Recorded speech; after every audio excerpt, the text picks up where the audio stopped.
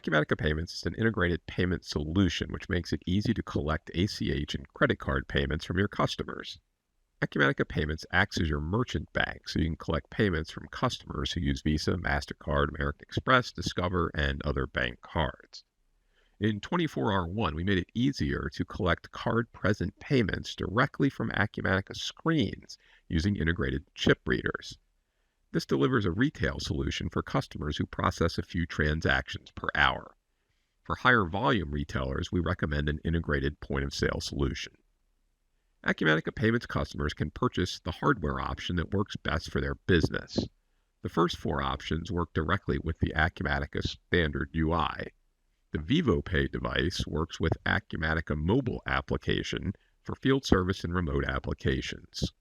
West Coast Turf is an Acumatica customer who utilizes the Move 5000 hardware for a completely wireless experience. Here I am in the Virginia office, ready to sell some snacks and swag.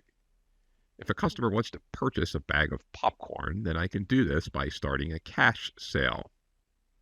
I paste a template that is set up for a generic retail customer and highlight the Inventory ID field.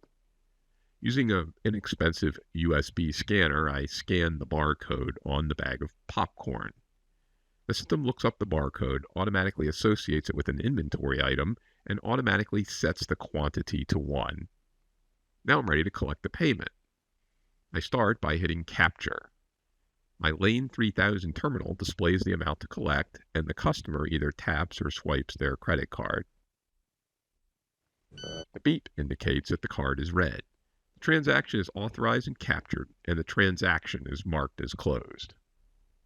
You can process payments from several screens and perform refunds using the point-of-sale terminals. Refunds are initiated from the Payments and Application screen.